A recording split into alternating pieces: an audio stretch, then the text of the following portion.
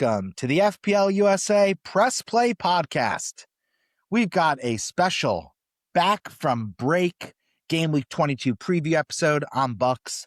I'm joined by my co-host on the Better Coast, Jen. Brian, how the hell are you? Good day, mate. I see you have a special guest standing next to you on the YouTube video. So who do we have here? Who can we pull into the frame? Yeah, exactly. We have a special guest, Eamon, aka at Holy Pinto on social media. Eamon, say hello. Hello, nice to be on the podcast today.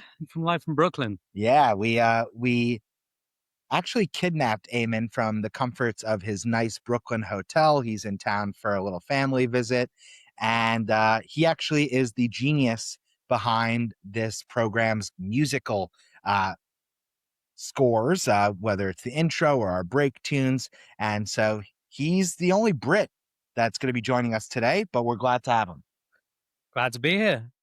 That's right. And he's coming straight off of a trip from London, right, Eamon? You were out catching a few matches, some big time action. Yeah, really went for it actually there. Yeah, caught Fulham, Chelsea, Fulham, Liverpool. Ooh, back to back action, which is a waste of time. And I was at Selhurst as well, the beautiful concrete structure that is Selhurst Park. So fun. So 4 matches in total while you were out in London? Yeah, I really went for it. I was like, I don't think I'm going to be back in London for a while. Let's just go. Let's go. I mean, Chelsea and Liverpool back to back for Fulham. Quite the experience. And I think in 4 days. I think you've seen how many Harry Wilson goal involvements have you seen just this trip and then this year? every time you're at the cottage, you always see some Harry Wilson. I think he was ruled out for at least 2 in those games. Even wow. What a player. All right, yeah, so we have Eamon here. He is, of course, as we just buried the lead, he is a Fulham supporter now and a season ticket holder, proud season ticket holder for the Cottagers. And listen, I think without further ado, that's a great transition point because we just talked about the Welsh Brazilian himself, Harry Wilson. He's in my team. He's in Eamon's team. He's one of the bright spots coming out of Game Week 21. So let's just quickly recap how our teams did. I'll go first. 52 points, Red Arrow, Harry Wilson, and Erling Haaland were the stars. Kind of a lot of flops outside of the double Arsenal defense otherwise. And Tiao, he really hurt me after a 17-pointer to get a -1 pointer. Can't make this I brought him in. I brought him in this week. FPL Pain dreams of in the torture chamber. Well, you had the higher score compared to my team, but I think the glaring hole right now is neither of us brought in Igor this week. Igor Thiago continues. He has 4 or 5 blanks in a row, and now he's just putting up goals for fucking fun. So neither of us have him, so that would really probably contribute to our red arrows this week. I land on you have, Brian? 45 points after a -4. So I did Raya and Rodon to Kelleher and Chow. So Chow with the -1, Kelleher 13-pointer. He saves the Panenka type of that was a penalty kick from Lafitte. So that was nice to open up to. But I'll be honest, I have only caught a couple highlights. I was in Vegas all week for work, just running around and hosting parties. We had DJ Mustard, we had a free Dylan Francis and Deadmau5 show until like 3 a.m. It was too much. I'm glad to be back on home soil here in California and not in the Sin City because I had a couple late nights. We got to get you on Brian's party roster for next year. Maybe you could be like the opener for Dylan Francis or something. It's usually not my cup of tea, let me tell you. But when in Vegas, you got clients and people to see, partners entertain. So it was a good time. But I did not watch a ton of action. So I'm glad that I didn't really miss too much because my team is diabolical. So onwards. I'll tell you what, I actually underscored you despite having Igor Thiago because I benched him 2 weeks in a row. Can't make this up. How many points did you land on? Damn. 44, one less than Brian. Yeah. Brutal I needle. did not think he would do anything 2 weeks in a row, and history would not suggest that. So That's rough. That is definitely rough What because is that? 5 goals in 2 matches after 5 blanks. I think I've left over 30 points on the table in the last 2 weeks from this one player. yeah. That is Who was FPL hell. who was the player you started over him? I know you have a full roster of like 8 attackers, right? So I would say the choice was probably Morgan Rogers or him, because I was always going to start Wilson because I believe in him, but also I was there, so that was just not going to happen. But I think Morgan Rogers is who I start. Oh, actually, no, that's not true. I started Jared Bowen over him because it was the evening game and I wanted to enjoy a nice football match that wasn't enjoyable. Actually, it was quite fun. The old bench a Hall, start a blank. Can't make this stuff up. That is the small margins of FPL. I mean, West Ham is just Paqueta out of here, so they just look even worse than they did a week ago. They're going to be diving down to the championship. The transfer window, Bucks. Let's go through some of these notes and notables from the transfer window. We got Fabrizio Romano just popping off on Brian, tweets. we got a shout out. Not get too excited here. Let's not get over our britches just yet. Manager of the game week, shout out 79-point performance from Cap 10 America. That is led by manager Audrey Lebrecu. So topping the press play premiership for game week 21. Bravo to you, Audrey. Really nice score. Green Arrow up over 500,000 places. So yeah, we can all use one of those type of massive Green Arrow game weeks. Yeah, especially when you have the crystal ball and you have Kelleher in goal for 13 points, and then you captain Thiago. This person's got to be a Bees fan. Yeah, I think it's got to be part of the hive. Quarter. To captain Thiago after the hat trick, then puts in 24. Shoot to stay hot kind of situation right there. Yep, that's right. But now let's get into it. So we are officially and firmly into the new year. It is the middle of January when we are recording, and the winter transfer window is wide open. And so movement is starting to take place and rumors are starting to swirl, not just on the pitch, but also on the sideline where, managers are going and being turned over left, right, and center. Dropping left and right. Yeah. Most notable move so far, Semenyo has officially completed the move from Bournemouth to Manchester City. So if you have him in your FPL team and you also already had a triple up on Man City, this would be Bucks's words of wisdom to not make any transfers the next 2 game weeks. Keep the quadruple Manchester City in place for Manchester United and for Wolves. That is an insane loophole, and you will have a huge advantage, I believe, on the rest of the FPL community who doesn't have that option. You agree with that, Eamon? I don't know. I mean, the Manchester Derby is always just a toss-up, isn't it? There's usually a few goals in it. Yeah, it should be goals. But I don't know who to back, to be honest. I mean, City are out of form, and United a new manager bounce from Carrick. Maybe, who knows? Oh, what a mess. Scored twice. He scored twice and had an assist in the 2 matches he's played for Man City so far. So he's already been informed this season. He's looked like one of the better FPL picks, and now he's joining a team with. He's probably going to have a lesser role, but they're a much better attack. So, well, what does it mean for Foden though? Could he lose his spot? Probably like Cherky or Reindeer, or maybe even Bilva are the ones that are more likely to miss out. I think the minutes for Cherky and Foden could be impacted as you have kind of two spots for 3 or 4 players. But I think we're going to see Semenyo deputized on the left or right, and then those guys play more centrally. So it'll be interesting to see how that plays out. And then from an FPL perspective, if you have 4 players, I mean, now's the time, if you have to make a transfer, get rid of Nico O'Reilly, because his minutes are going to be up and down. We got Rand back from AFCON, and we've seen Ake play left back a few times already. So his minutes look less secure. So if the likelihood, a lot of teams have O'Reilly, Foden, Holland, and then if you added Semenyo to the mix, I would probably just hold on to Semenyo just for a couple of game weeks, see how his minutes look, and if Pep's going to just throw him right in for that £65 million transfer, and then move off of somebody like O'Reilly. So that's probably the meta play there. Yeah, Holland's already complaining that Antoine's coming for the golden boot. He's not passing to him enough. So that's right. keeping it moving. We already teased it. Paqueta leaving West Ham to go to Flamenco, I believe.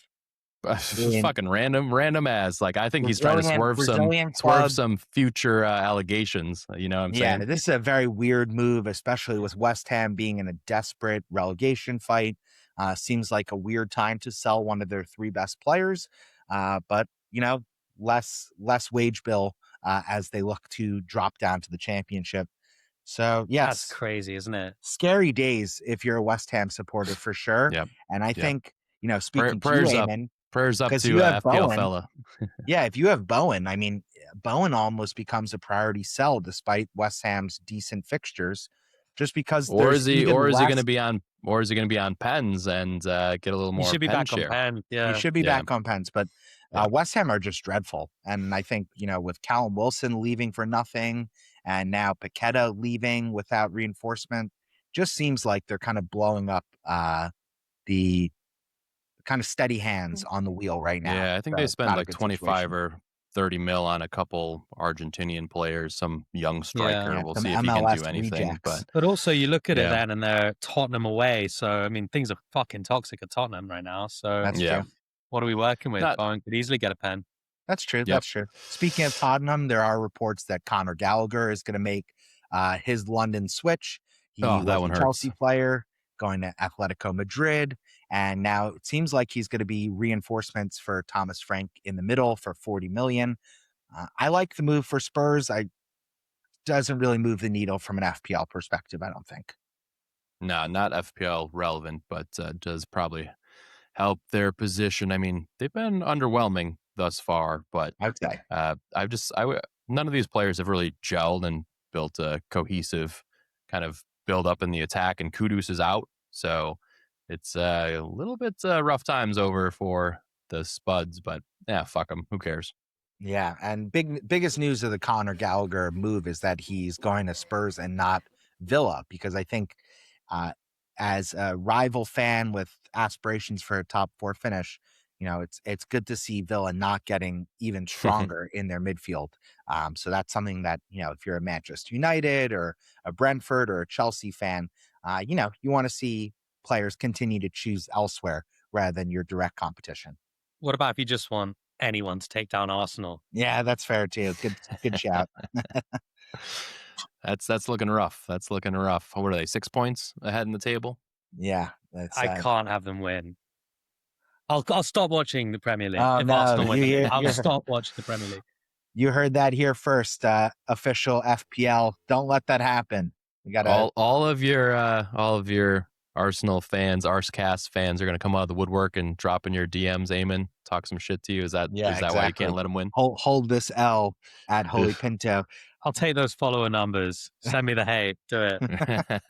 All right, let's switch gears and move into the future. Let's look ahead to game week 22. This is a game week that is going to be back to normal, so we will have footy back on for the weekend with a Saturday, Sunday, and bonus Monday fixture. So, Brian, we always like to go through the matches with haul potential.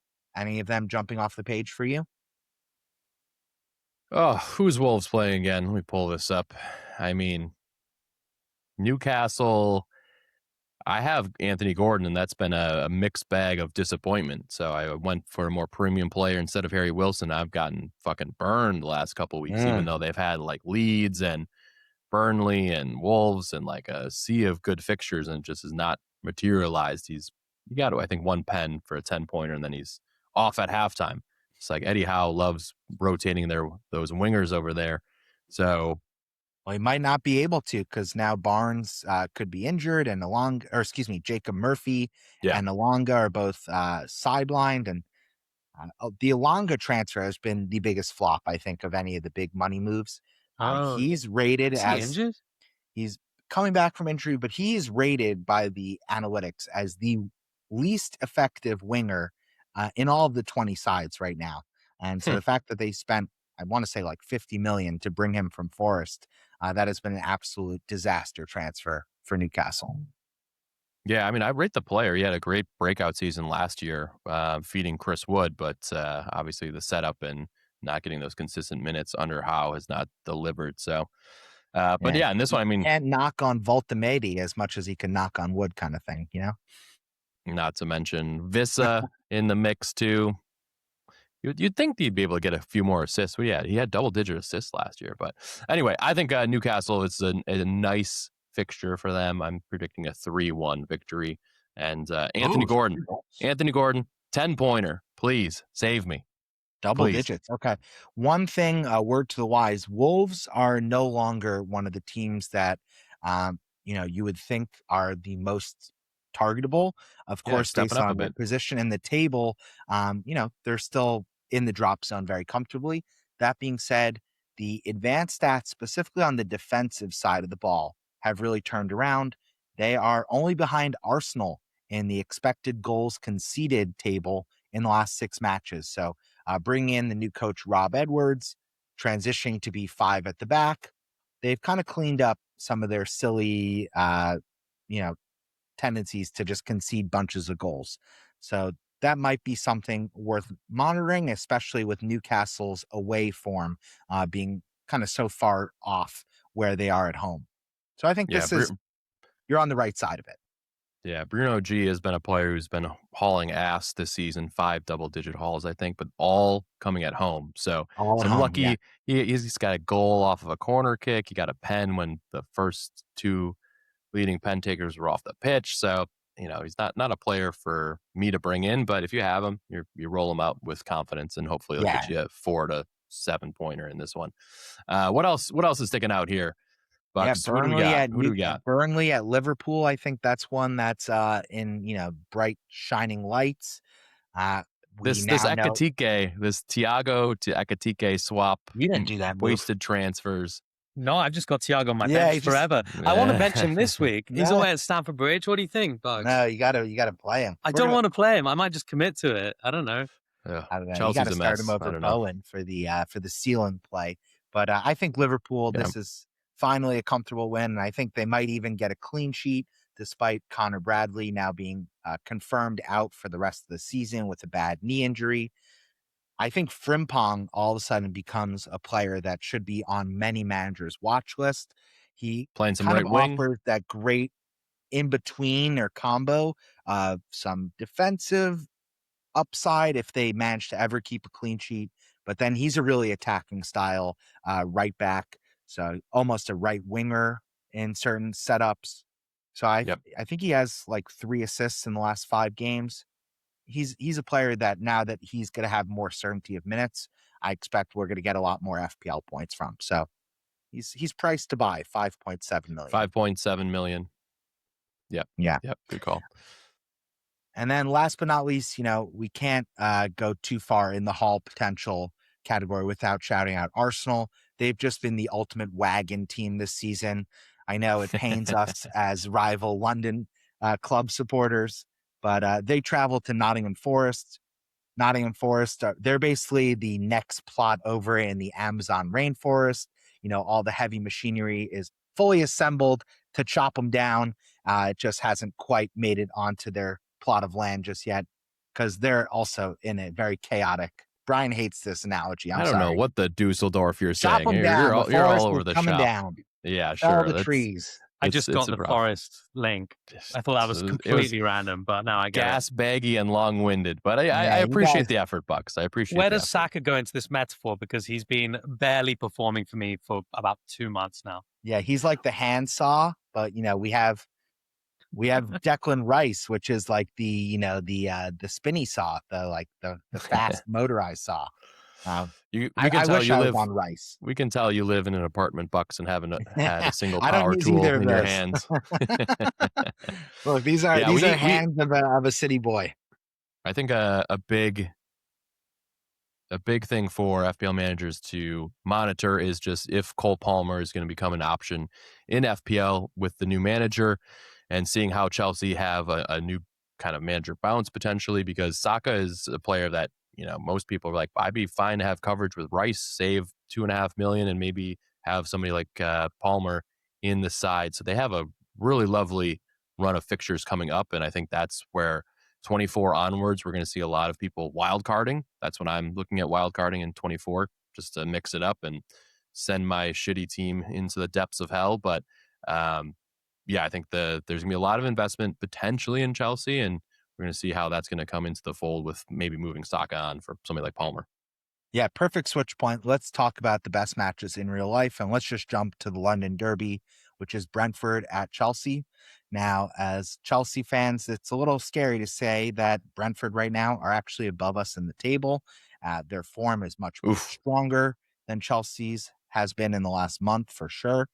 And Igor Thiago, the hottest striker in the sport, is coming to Stamford Bridge. I think there's goals in this game. I'm hopeful. I'm always hopeful when it comes to Chelsea. I think it's 2-1 to the hosts, but this is going to be really because, the new coach will have a match today in the FA Cup semis against Arsenal, and then he'll have this kind of as his first Premier League outing in charge. Mm-hmm.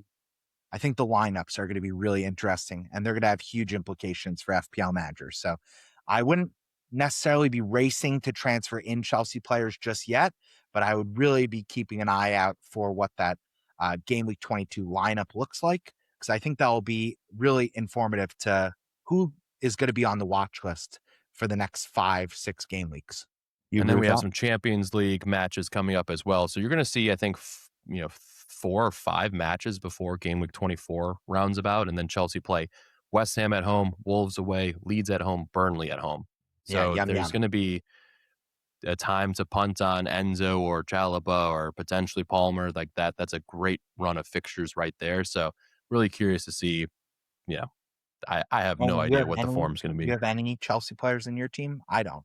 I had my eye on Cole for a minute. I thought that was a really good punt like 2 weeks ago when he was coming back. What's he doing? I mean, you're the guy who watches a lot of Chelsea. Not fully fit. It's he scored a goal. Does this man need surgery on his groin? Because something's going on with him, right? They're just trying to monitor and manage it the whole season, and while playing Champions League and the FA Cup, and it's rough. It's rough. Well, it's just like Chelsea are coming off, I think, the season where they played the most ever games for a single club season.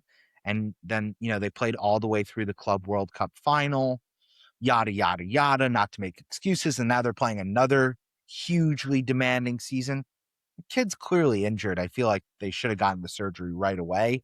And now it's honestly too late, because if he gets the surgery, that might impact his fitness for the World Cup this coming summer. So then the player's going to push. Yeah, so it's like it's a bad situation. It's like if you kind of pull your hamstring, and you don't tear it, then you're managing it and you're doing PT, but you're mentally and physically, he's probably just not 100%.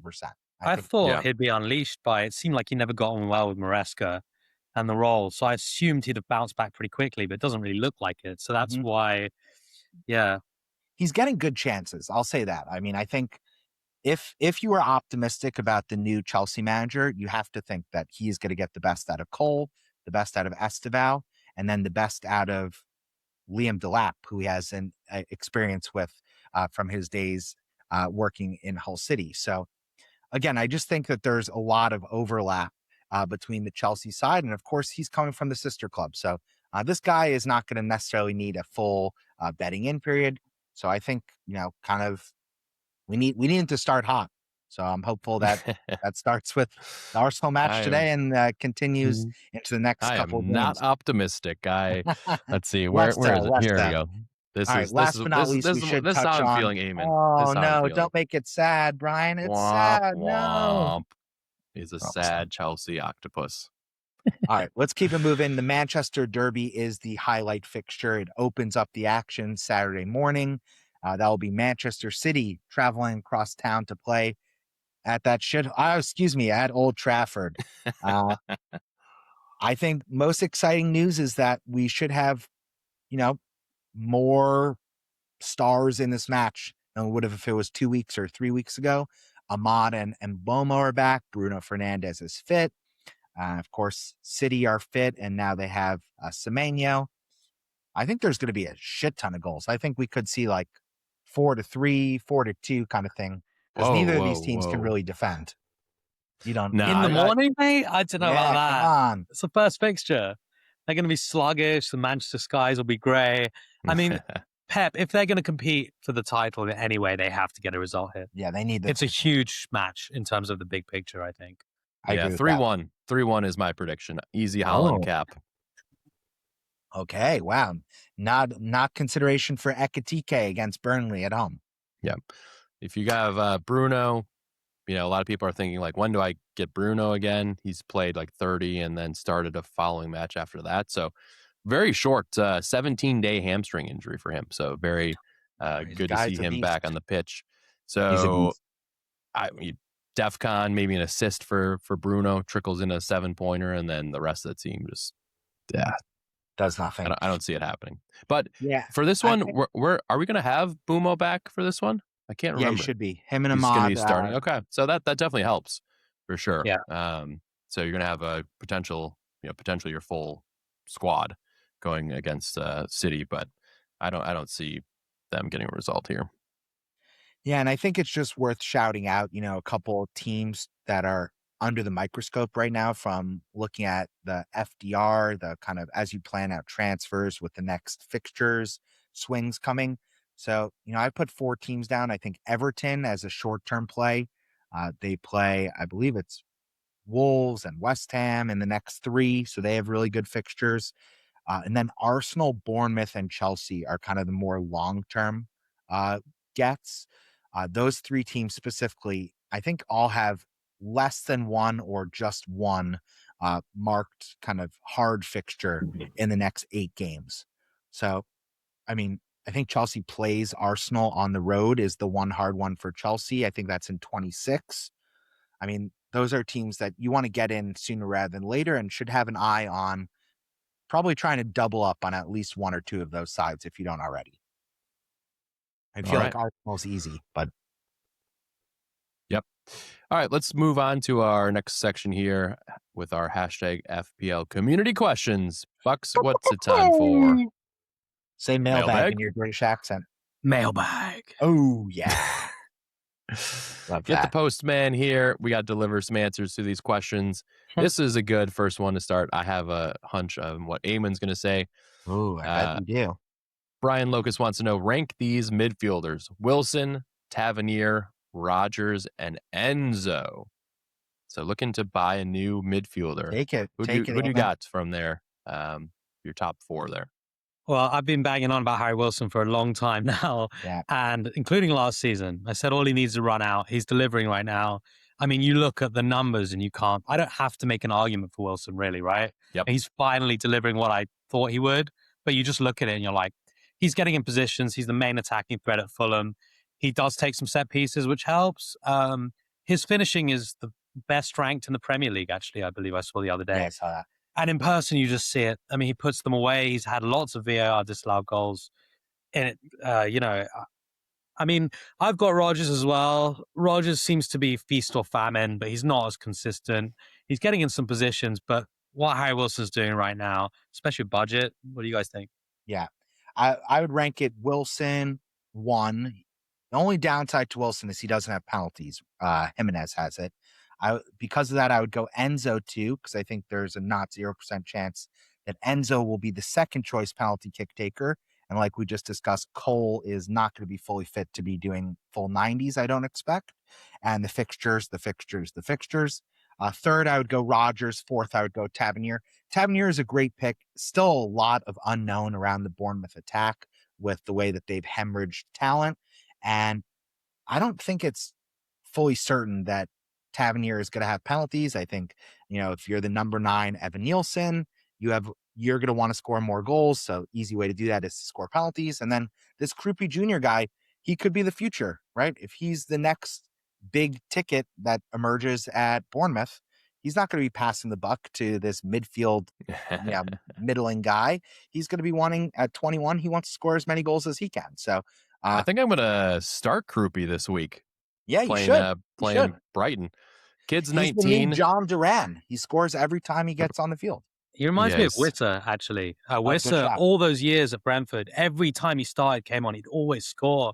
And you're like, there's a player here. Why is he not getting minutes? And I think Krupi reminds me of that guy, to be honest. Yeah, good shot. Yeah, I mean, 19-year-old kid now with a big moment with some injuries and then obviously Semenyo gone. He's actually scored like a decent amount of shots from He like has outside 4 the box goals. as well. So, he's somebody I have to start because Keane got his fucking goal and he gets a red card. Oh my goodness. I saw that Keane goal on my phone come across early in that game. I'm like, oh, could I get a 15-pointer one time this season? Then just No red points for card. you, Brian. Oh my goodness. What a shit house. What a shit house that guy is. All right. Next up, we have a question from Hugo FPL. He wants to know, when is the best time to wild card? So we haven't covered too much of this in this episode, but there's a few different moments that we are really waiting to see how the double game weeks fall. With this second half set of chips, we're going to be likely playing those double game weeks very similarly and very hard. A lot of people are So looking at game week we will 24 know wild more. card. Yeah, right? So we will know more about the double game week and blank game weeks between game week 24 and 25. But there are big fixture swings that are really happening in game week 24. So I think right now, depending on where your team is at and what your setup is, the way I look at it, there's really 2 most popular strategies to wild card right now. Like you just mentioned, Brian, game week 24, that's kind of the most straightforward. You don't need to necessarily wait on all the information. You just be aggressive, set your team up to really attack 24 to like 28. And especially if you could start banking free transfers, then you can kind of navigate some of the other blank and double game weeks that might take place with those free transfers and the extra chips that we have. Yeah, and Otherwise, to go ahead. reiterate there, one of the benefits of a game week 24 wildcard is there could potentially be double game week 26 or 27 due to the EFL Carabao Cup final. So that's something that could happen. Arsenal is one of the teams that is likely to potentially double that game week. So that's And something to the keep extra track fixture of. will be against Wolves, which is That's important. right. That's right. And then from there, just looking ahead to the rest of the season, you're looking at potential blank game weeks in 31 and 34, and then double game weeks in 33 and 36. So those are things that we're all looking ahead. Again, none of this is concrete, but those are kind of the fixture gurus, Yeah, predicting the future follow there. at Ben Krellen. Yeah. Uh, he doesn't pay us to say this, but he is the most in the know. He's the best at setting up the rest of the season fixture ticker and planning on this Yeah. front. So Yeah, follow Ben Krellen. you can also watch some of Prass's from the FPL Wire. His YouTube videos kind of lay it out in like a 15-minute format. It's pretty good. So one thing I would say for me right now, just looking at chip talk, like you're probably gonna bench boost and triple captain in the double game weeks, probably free hit in one of the blank game weeks, and then wild card in between those moments. So that's likely what will happen. People are going to either look at wild carding, maybe between 31 and 34 or the early wild card in 24. So Yeah, so lots like I to said, come. Lots to come. 24 to 27, those 3 game weeks kind of offer a good window to wild card in. And then if you don't do that, then you can kind of dead end your team and wild card. I think it's in 32. So after that blank game week in 31, then you'd be able to just create a brand new team to attack the remaining double game weeks a little bit later in the season. And at that point, you've kind of gone through a lot of the morass of the European competition. So there'll be a lot more straightforward, 1 game a week for many teams. And again, that's 2 different ways to play it. Good question. Yeah, great question. Lots to come in the future. So just, follow some of those guys and they'll help sort you out. Next question we have is from at Barrister FPL, aka Jeremy. He wants to know, is it worth moving early on Enzo for Cunha? So people have been a little bit sour grapes on Cunha. He had those good Yeah, he fixtures and sucked. only delivered 1 attacking return in that space and span of time. I'll forever love Cunha because he was my savior last season. That guy crushed it for me. So I still have a soft spot for him. But I have him, Gordon, Foden. I have no Harry Wilson. I got some transfers to use as well. But what do you think about moving early since Cunha will be playing at home versus City? Do you go for Enzo Yeah, right away? I would make the move. Just from the fixtures alone, free up some funds in your team. And it doesn't rule you out of any moves in the future. So, Yeah. uh, Taking a look at his squad though, right now he actually has Cunha benched, and he's Mm. playing Wilson and I think I Jimenez would start him over versus Jimenez. Leeds. Yeah, I would start him over. I would roll the transfer. No need to play Enzo over Jimenez, who's going to be on pens versus a Leeds team that there should be goals, right? Like we expect Leeds and Fulham to be like a 3-2 What do you think? type of match. Insider. I'm not sure. I mean, I always love narratives. And the narrative was that within an hour of the transfer deadline of the beginning of the season, Harry Wilson was on his way to Leeds. And the Fulham administration pulled the plug last minute. It was in the last hour. Obviously, we know what's happened since. I was very upset, although I did want him to get that consistent run that I believed would make this happen. And I was completely correct. I will toot my own horn. It's absolutely valid. Hold on. Toot, toot. Well, here's the thing, right? Here's the thing. I like that narrative. Think about it. Come on. And He's coming back. It's this transfer window. They're probably trying to tap him up. He's going to go. He's going to show them what they're missing. That's my take. Okay. Well, what would you say about Jimenez? You keep Jimenez starting for Jeremy, you double up on the Fulham attack, or you just feel like Wilson is enough? I don't love Jimenez's role within that team. He is very deep. He's not got the legs to follow up when he's doing knockdowns and laying the ball off to Wilson, for example. That's where his assists will come.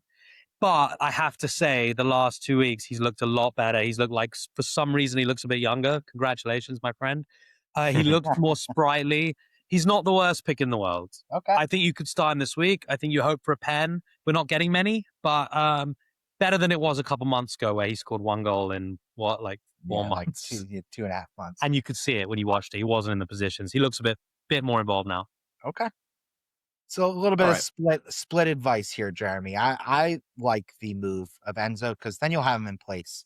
But if you are looking at bank transfers, your starting 11 looks pretty strong without any tinkering. I would keep Jimenez this week to play it out. Yeah, exactly. Play it out. If it was a worse fixture, but Leeds and Fulham, like you expect there to be some goals in that, and with Wilson's form, he could easily lay it off and get a 5-pointer. Goes ass backwards into a penalty. We've seen Leeds give up some red cards and shaky defensive moments. So roll the transfer. That's always a good thing to do. Keep it rolling, baby. Last question we have is from @myCayman_fan. He's looking for Keane replacements. Branthwaite in training, maybe red card situation. He's been a decent player to have, but what replacements would you target at the same price or cheaper? So that's an interesting wrinkle there. I believe he's 4.7 million or so. Maybe just some Sunderland, right? Yeah, Mukiele is the man. 4.4. You can't go wrong with Sunderland. They keep churning out solid results, and he's getting DEFCON as well, right? So yeah, my Bucks wild move would be to go back to the truffle man, Truffert from Bournemouth. He's nailed at left back. He has some attacking upside. He can get DEFCON. I mean, he's not Senesi when it comes to DEFCON, but the Bournemouth fixtures are going to be excellent for the next 8. So that's kind of the more out there pick. But I think one of those two guys, easy transfer. You start them 1 out of every 3 games. Yep. Now is not the time for this Bucks. They do not have a good run the next 4 game weeks, especially given their form. We're playing Brighton, Liverpool, Wolves, Villa. So that's that's not bad. That's not bad. Liverpool are terrible now. Brighton and Wolves, yum. Bournemouth are giving up especially away. They have the lowest. The worst XG to strikers. Yeah, exactly. So I would not be going there. I think, like Eamon said, the Sunderland defense is cheap. You get them in; those are good players to rotate. Other than I keep an eye on Man United as well, to be honest. I mean, I've got Aiden Heaven sitting on my bench at 3.8. That's kind of a steal if you want to free up budget. Dorgu, if he stays there, he won't. He'll lose his place to Bomo only, so he's kind of done. But there's some potential there. I mean, even Dallo at 4.5, to be honest. Like, Dallo is a terrible, terrible footballer, but he still gets points somehow. Yeah, and then I think you have to look back at Chris Richards, who will be coming back from injury for Palace. He's now down to 4.4 million. So he's somebody who's going to have some DEFCON. That's like a long-term play where, you're probably going to need a lot of 3s versus the hard fixtures and maybe upside of clean sheets and 8-pointers. So I would say Crystal Palace still they're a squad. We'll see if Brandon Johnson does anything with his transfer over there. And Sarr will be coming back from AFCON, which will help to strengthen the overall team. But they've been a solid defense, I would say, the whole year. So going back to somebody like him makes a lot of sense. I'll say my one pick because I'm not on this pod every week. Sometime in the next couple months, Jeremy Pino is going to be the guy. Pino. He's had a few moments where I'm like, dude, you're too end much quality on this Grigio, it last sounds ball. like, last night. Yeah. All right, that All right. wraps up our FPL community questions. Thank you so much for engaging with us on social. And we have about 5 minutes here, Buck. So let's get through our transfer plans and captaincy shouts. What's the word? Let's throw it over to our guest here, Eamon. Who are you going to be rocking with for captain and any transfers? So, I mean, I'll go straight to captain. I mean, it looks like Haaland. Every time I don't captain Haaland, he always delivers. Every time I do, it's when we're with everyone else. I have to say, I could easily talk myself into Harry Wilson at Leeds. Oh, wow. But I could see it going wrong for me if I do that. But I like it. I do like it. He is delivering. I don't know what's going to happen in the Manchester derby. Probably I just don't know. It could be a 0-0. What would you say is the ceiling for Wilson? Probably like a 9-pointer, right? No. You get a 15. No, he hit the bar against Liverpool. He had one ruled out for VAR incorrectly against Liverpool. Actually, do you remember that one? So no, I think Wilson could easily haul.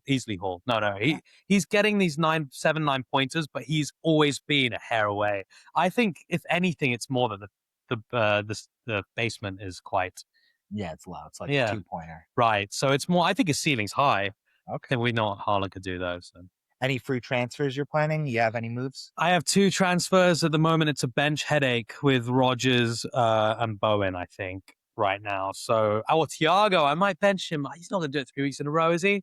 So, I don't know. Against the stalwart Chelsea defense. Yeah, no one scores on those guys. Right. For me, the thing I don't like about my team is that I have Cunha, Foden, and Haaland. Again, I don't really back the derby to be that high scoring. My team's a little bit disarray, but I feel like rolling my 2 to a 3. Figure it out next week. Captain Wilson or Haaland. All right, good patience. Good patience. Yeah, you got 8 attackers, Eamon, so you don't need to make any moves. Yeah, like, you have a benching headache. That is rare. That is rare. Yeah. That is rare. I would say, I mean, given the propensity for red cards from Chelsea this season, starting Thiago with a pen taker, never a bad shot. Good point. Bench. I think what are we up to? Like 10 red cards this season, Bucks, in all competitions? You're hurting my. I'm starting to turn into that maniacal octopus over there. Oh boy. All right. I mean, against Tottenham, it's away. Tottenham are terrible away. Like, what do you do? I mean, he's a talisman. Yeah, if he's on West penalties, Ham are terrible at home. It's like the battle of the incompetence. So what's going to happen? Yeah. Both fans are going to walk out. Brentford are setting up chances for Thiago left and right. So you got to start him and figure out those other 2 guys. Yeah, agreed. All right, quickly pivoting my team. I am going to probably roll my transfer this week. I'm going to be starting Krupi versus Brighton. Just hope for a little bit more magic. It's whatever. He's my 8th attacker. I have Keane red carded, but I need to have a few more transfers. I also have Gordon, who is kind of like, he's got this Wolves match. If he doesn't perform, could be Declan Rice or Enzo or somebody else. I just need a couple more transfers to make a multi-move swap. So I'm going to roll the 2 transfers and then probably make 2 next week after I kind of figure out who I want to replace. I mean, I have Gordon and Cunha, and both those guys are on the chopping block. So I'd rather they be Rice and Harry Wilson, really. Why don't you make one move this week? Yeah, I could just move Cunha to Harry Wilson and free up funds and then deal with it later. So that's something else I'm looking at. I think Cunha's a big game player. I think he could bang one top corner against City this week. Yeah, they if City gives away some space, so I'm just not sure like where he's going to play on the pitch, etc. But then you do want him out. Cunha's not the guy going forward. Yeah, exactly. All right, and then Haaland cap most likely. I also looked at Ekatike cap, so I'll probably go with Ekatike, to be honest, just because I'm not really paying attention to FPL and throwing the towel. So there's no point in me going with the crowd. So Ekatike for 60 minutes, 59 minute sub, straight in. Yeah, you love that. And the pod here. Yeah, I have 2 free transfers. I have a bunch of money in the bank. I'm going to make a move. I'm moving Cunha to Enzo. I teased the idea of doing a double swap of going Saka to Rice and Cunha to Enzo, and then set up for next week to bring in someone like Palmer, or just kind of have some money in the bank for full flexibility. I also want to get Cucurella is going to be my third Chelsea player for that run. I think his upside is going to be insane under the new coach, but that will be for future episodes to discuss once we see a little bit more. And keeping it simple, Captain Holland, Vice Ekatike, and Anderson is going to be the player who's been starting for me that's going to make his way to the bench. So I will bring Enzo in. He will start. Anderson will be the kind of the seventh attacker to find his way to the bench. And I'll be running out a 4-4-2 for game week 22. Awesome. All right. You can find us at FPL USA Press Play on all social platforms. Go give our guy Eamon a follow at Holy Pinto. We appreciate you linking up with Bucks in person in Brooklyn. Have a good rest of your time. Eat some good food. Fill that belly with your favorite pizza. We don't need to go into what that is for our listeners, but yeah, thanks again for joining us, Eamon, and we'll catch you soon. Yeah, bonus content will be when we get a social pickup of Eamon with his favorite beverage, Malort holiday sweatshirt. That's definitely going up on the socials today. Love it. Yeah, love I should have it. worn it. Should have worn it. It's toasty in that here. It's too hot in here. Yeah, you would be sweating bullets. All right. All right. Love See you, you, gents. Brian. Yep. Thank Be you, good. everyone. See you guys.